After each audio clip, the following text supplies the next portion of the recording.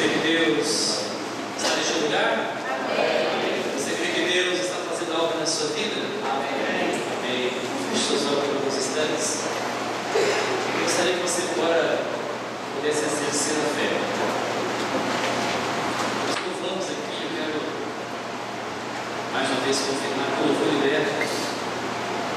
E com seus olhos fechados, eu gostaria que você pudesse falar com Deus. Você pedisse agora algo específico para Ele. Eu sei que o nosso culto é louvor e adoração, mas gostaria que você pudesse, aquilo que talvez esteja incomodando você, aquilo que talvez esteja dentro do seu coração, feito com você talvez, quando aqui está, esteja alegre, mas quando está fora daqui, esteja talvez preocupado, ansioso. Se você pudesse trazer a sua memória aí, todas as situações ou situação incomodadas. Pastor, eu quero fazer isso, porque se eu fizer eu vou chorar. Não chore. Existe um lugar para você ser liberto. Eu creio que nesta manhã o sobrenatural vai acontecer na sua vida. Mas não depende de mim. Depende somente de você. Sua memória, ver a situação que tem colocado você, oportunado você.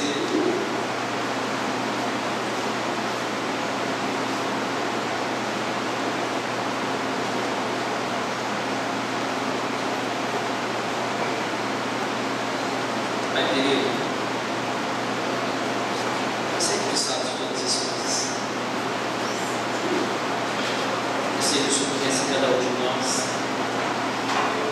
E nesta manhã, meu querido, talvez muitos de nós que aqui estamos, viemos a este lugar simplesmente para cumprir mais um ritual de nossas vidas, mais um ato da nossa cultura, nos proporcionou, do nosso meio, tem direcionados. Mas eu creio, amado, que o milagre já começou, porque eu creio que assim como eu, cada vida que aqui está entendendo que este momento não é mais um momento, mas é o momento que tem nos fortalecido, é o momento que tem renovado a nossa fé, a nossa esperança, a certeza e convicção de que no Senhor podemos todas as coisas. Que nesta manhã, meu Deus, o Senhor venha transportar os nossos corações com essa certeza de que estando o Senhor à frente de nossas vidas, mal nenhum nos atingirá. E se porventura alguma situação surgir, essa situação surgirá para que mais uma vez tenhamos a certeza e convicção de que o Senhor pode todas as coisas. E esta manhã, meu Deus, nossos corações se enchem de alegria, de certeza e convicção da tua presença em nossas vidas. Amém? Glória a Deus. Aleluia. Amados, eu poderia ter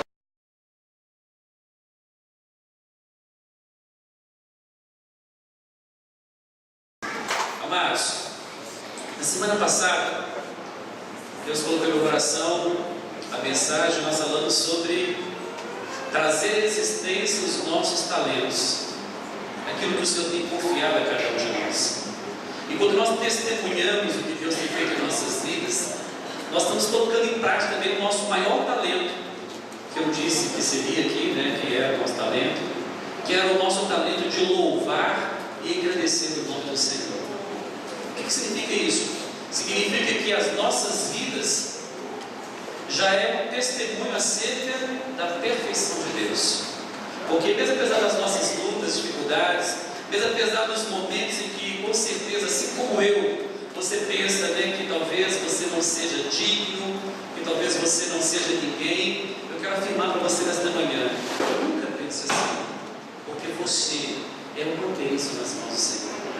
Nunca pense que você não é merecedor, porque, meu irmão, minha irmã, quando Deus nos fez, Ele fez sabendo de que nós éramos merecedores. Então eu fico muito preocupado quando eu vejo alguns irmãos orando, né? Dá até tristeza no coração, né? Ah, Senhor, eu não sou nada, eu não sou ninguém, meu irmão, me manda repreenda isso em nome de Jesus. Você é uma bênção, você é um vencedor. Pastor, mas a situação que eu estou vivendo hoje, por quê? Como? Eu vou dizer para você então. Amém? Abra sua Bíblia no livro de Filipenses, capítulo 4, versículo 13. Filipenses, capítulo 4, versículo 13. Se você encontrou, você pode, coloque em pé para que possamos ler a palavra do Senhor.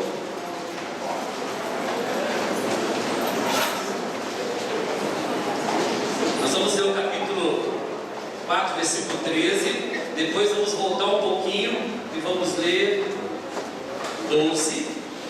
E depois o 6 e o 7. Nessa sequência, amém? Vamos de trás para frente. Filipenses capítulo 4, versículo 13. Vamos ler todos juntos? Tudo posso naquele que me fortalece. Mais uma vez. Tudo posso naquele que me fortalece. Agora o versículo 12 diz assim: tanto sei estar humilhado, como também ser honrado.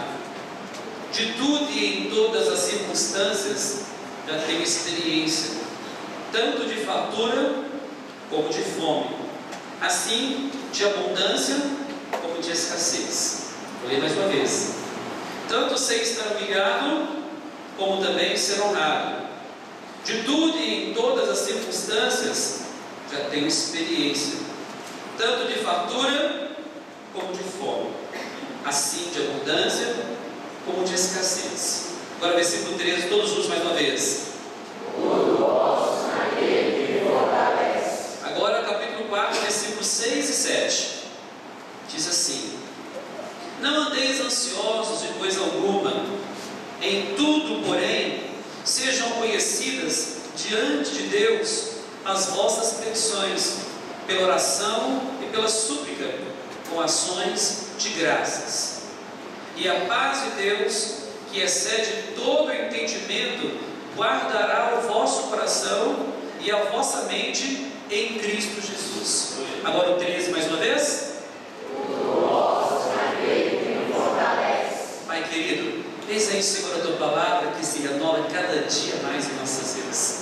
Em o nome de teu Filho Jesus Cristo, Senhor, fale conosco nesta manhã, da maneira que o Senhor já tem falado, mas permita-nos, ó Pai amado, alcançarmos a revelação da tua palavra, de maneira que sim, possamos ouvir não aquilo que gostaríamos, mas aquilo que necessitamos, para que cada dia mais tenhamos a convicção de que de fato tudo podemos naquele que nos fortalece. E humildemente eu me coloco diante de Ti, pedindo, Senhor, que não seja eu, mas o Teu Santo Espírito através da minha vida, que a começar de mim, cada vida que aqui está, sejamos impactados pela Tua palavra, porque cremos que o Senhor foi, é e sempre será o Deus de nossas vidas. Que assim seja. Amém e amém, Jesus. Podem sentar, amados.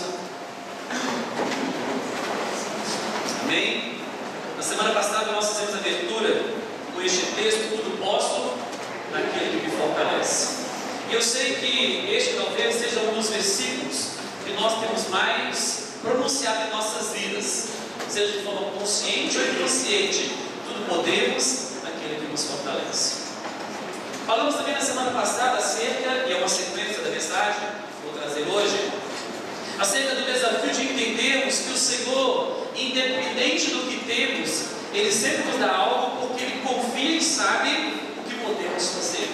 Mas que muitas vezes também nós nos preservamos, nós muitas vezes somos muito conservadores acerca daquilo que poderíamos fazer e poderíamos proporcionar também ao meio que vivemos e para as pessoas do nosso lado. Porque muitas vezes a timidez, a vergonha ou até mesmo a simplicidade de nossas palavras tem nos impedido de expressar de fato tudo aquilo que o Senhor tem nos dado. Quando recebemos talentos do Senhor, eu quero que você entenda mais uma vez que o Senhor quer que você produza frutos e frutos em abundância. Mas muitas vezes pensando assim: mas como, pastor? Eu não sou pregador, eu não tenho oratória, eu não tenho uma didática perfeita. Meu irmão, minha irmã, a sua vida é um testemunho. E você precisa entender que você é um testemunho daquilo que Deus fez para você. E eu sei que o meio que vivemos hoje, muitas vezes tem levado-nos a circunstâncias em que muitas vezes nós perdemos a oportunidade de testemunharmos o que de fato somos por parte de Deus em nossas vidas. E por que digo isso? Porque facilmente o meio que vivemos tem tirado de nós esta graça, este amor incondicional, e feito com que as lutas, dificuldades tomem uma proporção muito maior do que aquilo que de fato é em nossas vidas. Eu quero dizer com isso que nós hoje podemos ouvir o testemunho da nossa irmã Beth, do nosso irmão Mário, situações em que talvez esses problemas poderiam ser muito maiores do que aquilo que o Senhor tem proporcionado. Mas nessa manhã nós temos o quê? Que independente de doença, independente da situação, Deus pode mudar a história de nossas vidas. Amém? Você crê nisso? Deus pode mudar a história de nossas vidas. Mas qual é o problema então? Aonde falhamos?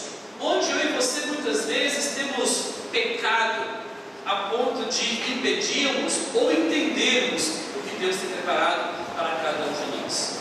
Eu poderia dar várias razões, vários exemplos, mas eu quero ser bem objetivo, até pelo nosso tempo, para que possamos entender então que um dos desafios que nós temos como cristãos é entendermos que Deus tem um tempo certo para agir na vida de cada um de nós.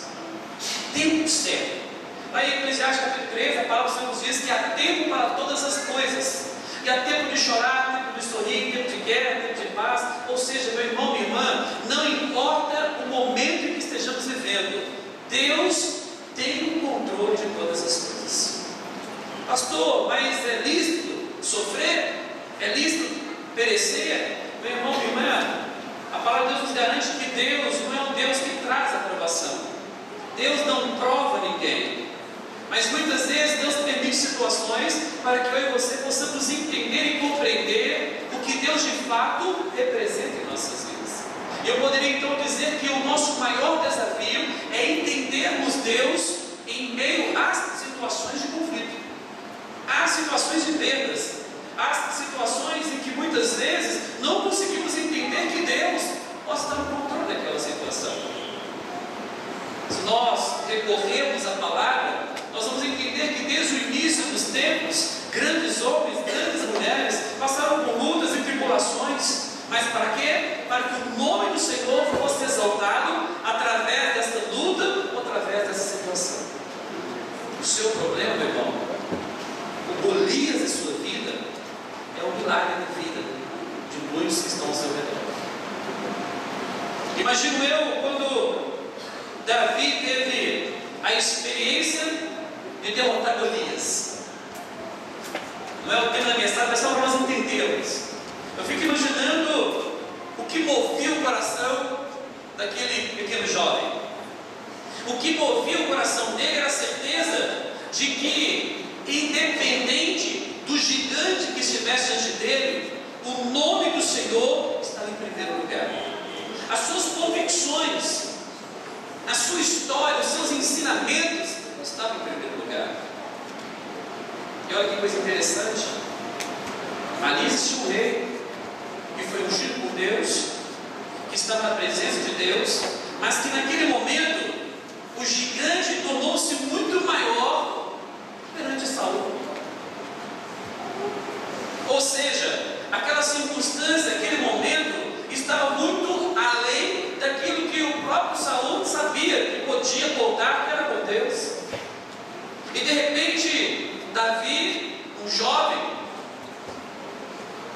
sem ter tanta experiência assim, como com certeza a que Saul tinha convicção daquilo que ele sabia que estava presente em sua vida. Eu quero então desafiar você nesta manhã a pensar, de fato, o que tem fortalecido a sua vida: os problemas ou a certeza de que Deus está acima dos seus problemas? Porque, amados, muitas vezes nós colocamos os nossos problemas muito maiores do que eles são. Eu falo com experiência própria, quantas vezes eu já fiquei estressado, angustiado, amargurado por situações, pequenas situações. Vou dar um exemplo simples para você. Hoje pela manhã, quando estamos tirando o carro da nossa vaga, da nossa garagem, prédio, eu tenho um vizinho, que é uma benção. Do jeito que ele para o carro, eu falei assim, do jeito que ele para o carro, você também deixa. E aí ele deixou o carro tão coladinho, eu falei assim, misericórdia. Enquanto eu não fizer com ele o que ele faz comigo, ele vai entender que ele está me prejudicando. E ele falou assim, não, isso não, para quê? Eu vou fazer diferente. E eu sou tudo cuidadoso, né? Eu ponho o carro na vaga certinho, quase que fica lá ventilando, tanto para um lado, tanto para o outro.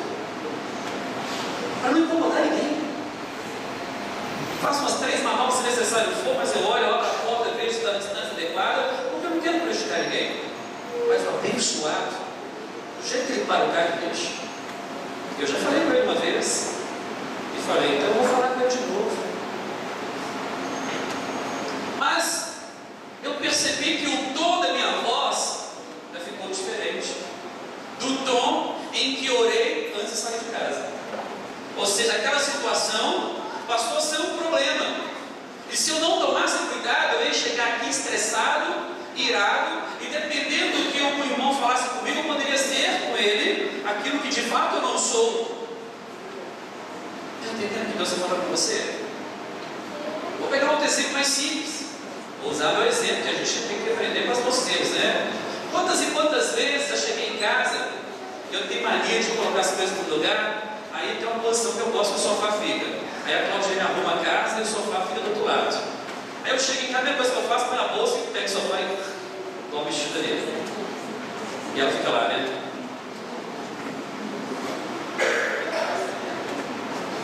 Se eu não tomar cuidado, aquele momento é o quê? É o momento para quê?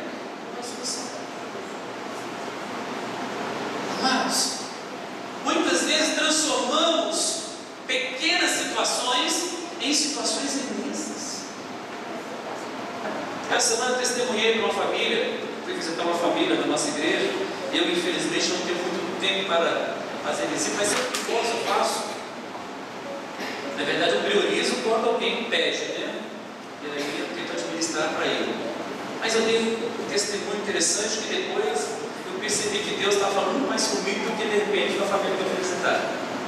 E mediante ali as situações que nós estávamos conversando, eu disse o seguinte, olha, quantas vezes o Senhor permite estarmos em situações de vergonha para entendermos que não somos nada se não for através dele. Eu disse pelo testemunho assim, para essa família. Houve uma época da minha vida, eu sempre louvo a Deus porque eu sempre fui muito empreendedor, já dei um testemunho aqui. O privilégio que me deu com 20 anos de 3 empresas, como também perdi e de repente recuperei. Mas houve um momento, e logo depois que eu casei, em que eu fiquei desempregado 1 ano. Só a Claudiane trabalhando. Só o salário dela que sustentava o nosso lar. Amados, para nós homens, isso é terrível. Eu ficava angustiado, amargurado, porque eu sou o homem da casa, é eu que tenho que trazer a provisão, é eu que tenho que suprir. E eu distribuí meus currículos e chegava assim para as empresas, e quantas vezes eu ouvia a seguinte expressão: perfeito, este é o currículo, essa é a pessoa que eu preciso, porém, no momento, não há essa oportunidade. Não tem problema, não, posso fazer algo menor, melhor, menor, que isso? Não, infelizmente não tem.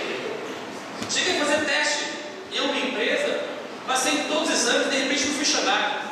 E como foi uma pessoa de grande influência que me indicou, eu procurei ele, nós fomos um psicólogo disse, olha, infelizmente, no teste, a vaga que estava a empresa propondo, o teste dele é muito superior à vaga, então nós não podemos contratar.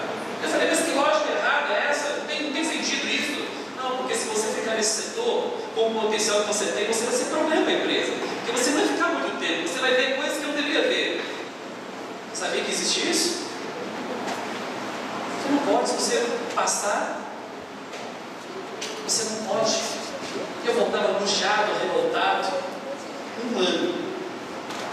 Somente minha esposa trabalhando, somente no salário dela.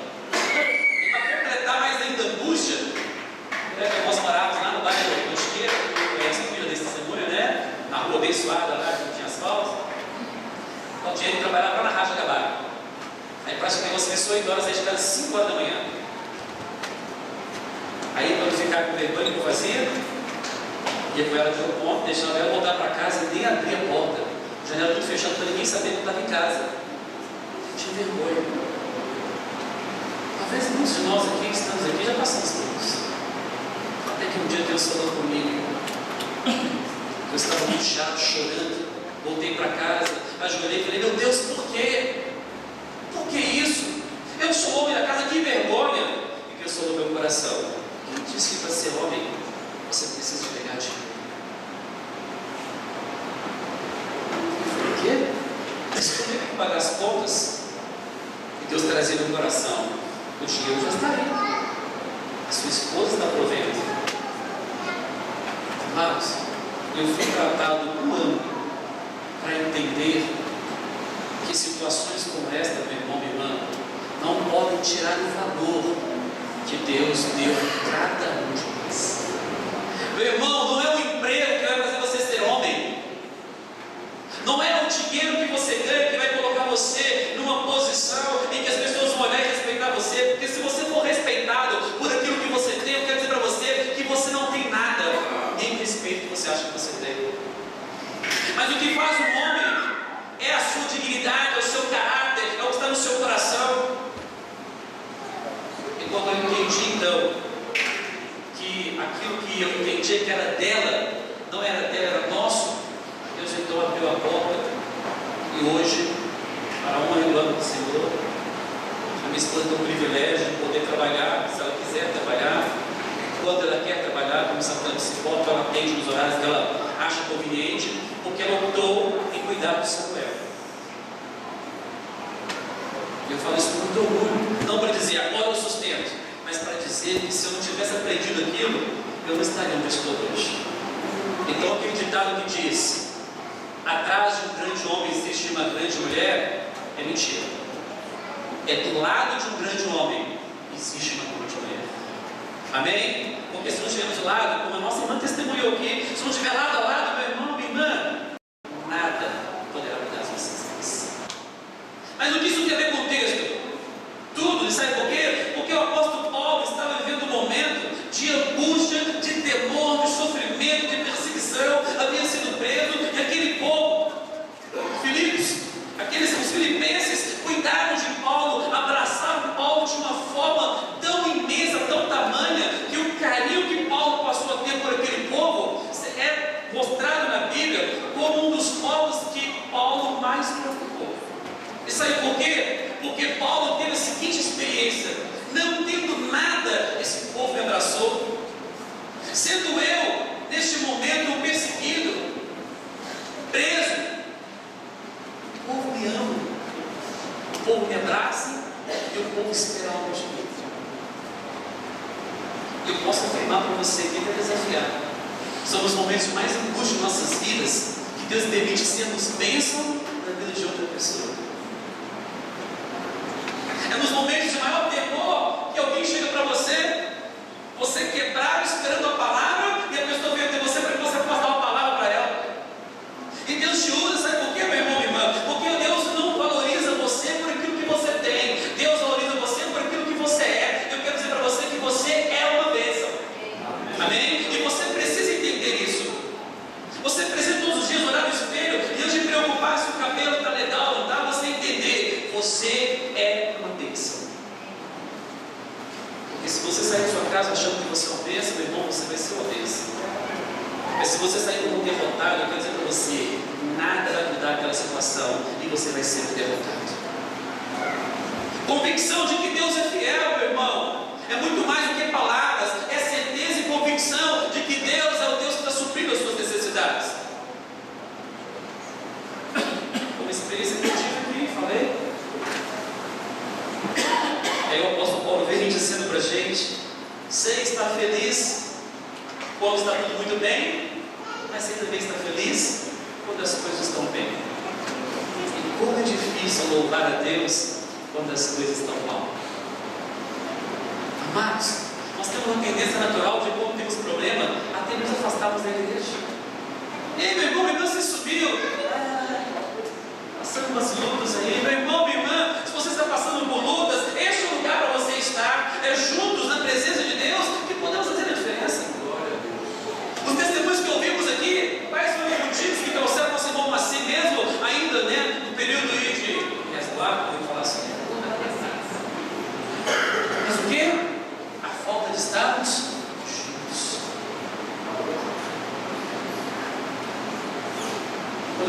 visitava, você não pede a alegria. Não, mas que bom que está aqui. Eu sei que ela sabia que orava, mas não ligava, mas quando estamos juntos, é diferente. E quantas vezes falhamos por isso? Quantas vezes negligenciamos isso, meu irmão, minha irmã? Porque Deus quer que você entenda que não é simplesmente no momento da alegria, mas no momento da tristeza, da angústia. Esse é o momento em que Deus quer que você esteja com Ele.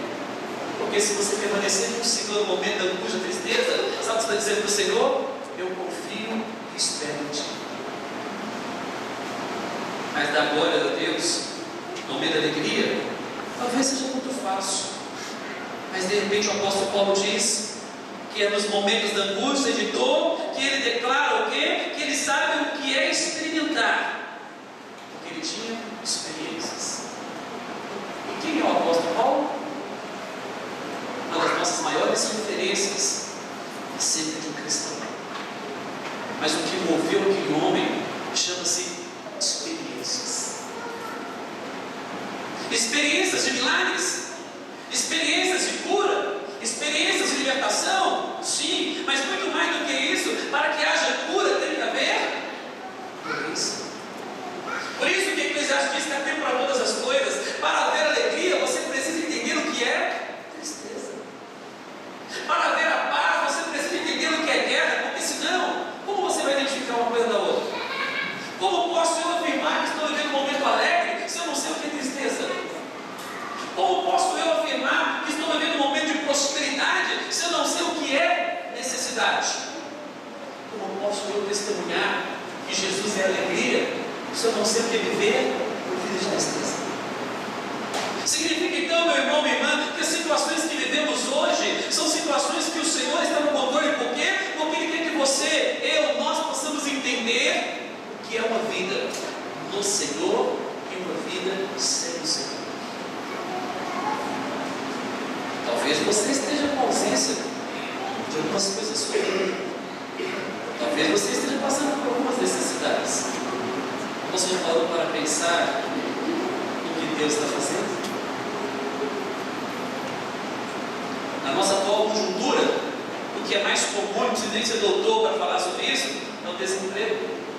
Pessoas que tinham salário de 30 mil, 20 mil, trabalhando hoje para ganhar 2 mil, 3 mil reais.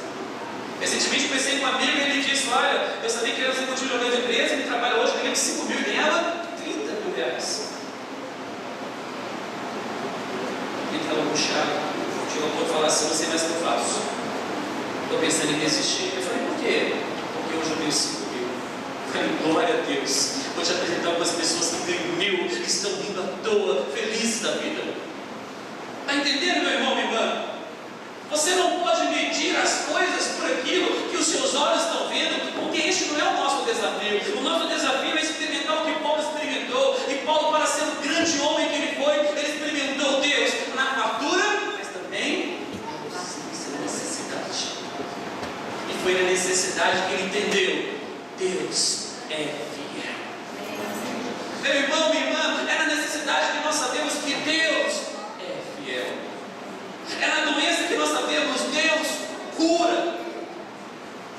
E se você não aprendeu isso, eu quero dizer que tem 2 formas de você aprender isso. Primeiro, ouvindo a palavra, tomando posse e sendo uma bênção. Ou experimentando, para que você possa entender o que Deus quer que você entenda nesta manhã. Nós podemos sair deste lugar totalmente renovados e transformados, sabendo que Deus está no controle. Podemos nos permitir que as experiências venham transformar as nossas vidas. Paulo teve que ter experiências. E por quê? Porque Paulo experimentou tudo aquilo que ele fez. Antes de Paulo, ele era salvo.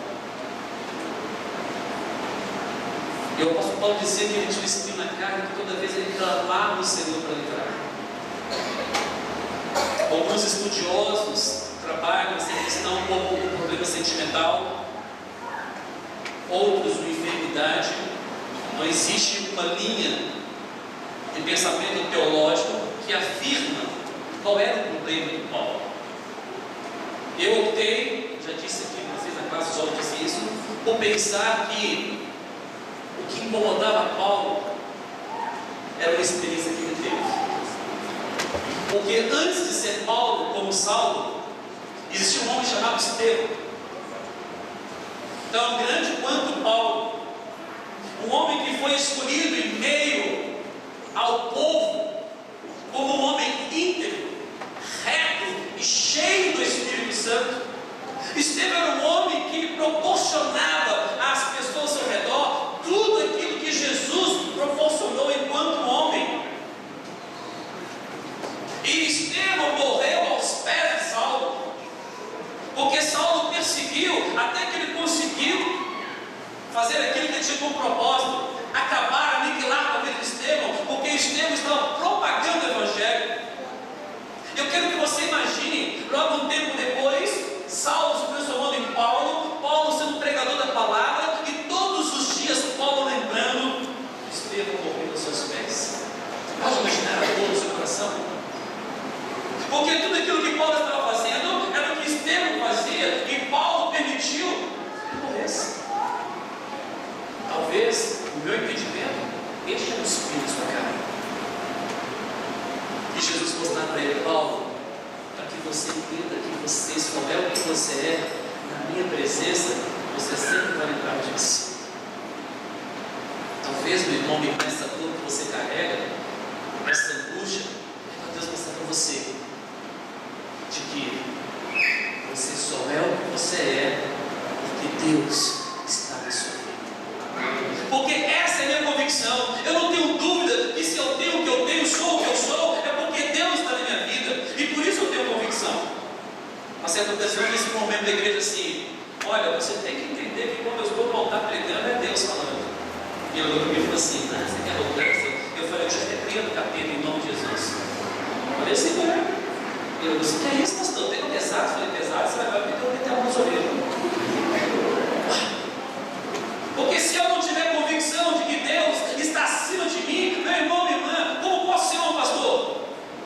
Se eu não entender que quando eu estou falando é Deus agindo, eu vou entender então que eu estou acima de Deus, e eu falo o que eu quero, quando eu quero, na hora que eu quero. Meu irmão, minha irmã, você fala aquilo que Deus permite. Pastor, mas essa besteira que eu falei, Deus permitiu para você entender. Eu quero então finalizar com 3 pontos essenciais para a sua vida nesta manhã. Primeiro, é necessário mantermos a nossa posição firme, confiante. Repita comigo: estar firme e confiante. Meu irmão, minha irmã, não importa o que está acontecendo, esteja firme e confiante. Nossa irmã Beto falou que, olha, eu falei com Deus com muito carinho, mas Deus não quer isso não. E Deus falou que então você vai ver isso. É assim que eu creio, minha irmã. Não, pastor, é coincidência, meu irmão. Deus não tem coincidência. Amém? Um dia uma pessoa usou a expressão, né? Não é coincidência, é Jesus-incidência. Não, bacana, Deus. Está firme, inabalável. Não importa o que está acontecendo. Não importa, a Bíblia nos garante que cairão à nossa direita, à nossa esquerda, à nossa frente, retaguarda, mas nós não seremos atingidos. Mas para que isso aconteça, você precisa estar firme, presente. Amém? Segundo ponto, a experiência leva ao alvo. Jesus. Repita comigo: a experiência leva ao alvo. Jesus. Meu irmão, minha irmã, quanto mais experiência Paulo tinha, mais ele aproximava de Jesus. Eu quero dizer para você nessa manhã: quanto maior for a sua experiência no povo, maior será a sua experiência no mundo. Porque Jesus é tudo em nossas vidas. Mas para entender tudo, você precisa entender o nada. Hoje eu posso dizer para você, como muitas vezes eu testemunho algumas coisas na minha vida, e sabe por quê? Porque a experiência permitiu entender que Deus está no controle. E por fim, vendo ou não vendo, você precisa acreditar. Repita comigo: vendo ou não vendo, você precisa acreditar. Está entendendo Deus falando com você? Talvez você vai olhar, abrir a porta e não vai ver nada. Você precisa continuar entendendo: Deus está no controle. Mas é tão sério. Outro dia, já falei isso aqui, falo para a honra e glória do Senhor. Todos os dias nós temos um devocional, eu e minha família. 6 horas da manhã nós estamos orando. E todos os dias nós oramos pelos mesmos propósitos e objetivos. Tem um dia, na oração, eu estava orando e ao mesmo tempo pensando: eu estou pedindo a mesma coisa. Estou pedindo uma cura. Estou pedindo uma libertação. E todo dia eu vejo a mesma situação, a mesma dor, a mesma circunstância. E eu pensei: pastor Welbert, teólogo, 18 anos de experiências, poxa vida, será que Deus não vai agir? Será que eu vou ter que carregar isso sempre? Pensa no meu coração: é o seu tempo ou o meu tempo? Eu quero transmitir esse recado que Deus colocou no meu coração para a sua vida. É o seu tempo ou é o tempo de Deus? Eu falei: Deus, eu vou continuar pedindo. Porque a Bíblia fala que Abraão orou mais ou menos 20 anos para receber a bênção chamada Isaac. 20 anos. O homem que prosperava no deserto. Você pode imaginar isso? Prosperar no deserto. Tudo que ele colocava as mãos prosperava. Um homem que era respeitado, abençoado por Deus em tudo. 20 anos orando para ter um filho. E quando que Deus operou um milagre? Quando, humanamente falando, aquela situação era impossível. Abraão já era velho, Sara velha e ainda não podia dar a luz. Tanto que isso é verdade, e quando o anjo chegou para falar para eles, a própria Sara riu, brincou comigo, né? Esse anjo está de brincadeira comigo. Mas pode imaginar? Como se fosse nós. Você está brincando agora? 90 anos de idade, teve filho. Pegou pesado, pegou? Mas é assim que Deus age, meu irmão, minha irmã. Quando você menos imagina, quando você menos espera, Deus vem e diz: agora eu posso operar o milagre para que você entenda, eu sou Deus. Mas entenda uma coisa, meu irmão, minha irmã, você não precisa esperar 90 anos. Se você entender hoje, aqui e agora, de que Deus é a resposta para a sua vida. Você não precisa esperar tanto tempo assim, se você entender aqui e agora que Deus é o Deus que tem movido e transformado o seu coração. Mas se você não entender, talvez seja necessário 40 anos andando no deserto, 90 anos esperando uma bênção, 20 anos de oração. Mas a boa nova, meu irmão, minha irmã, é que em Jesus tudo você pode, se Ele te fortalecer. Como é que diz o versículo 13? Tudo posso. Mais uma vez. Quem que te fortalece? Será que é Jesus? Ou são os problemas que têm te fortalecido? Ou são as lutas que têm te fortalecido? Ou são as perdas que têm te fortalecido?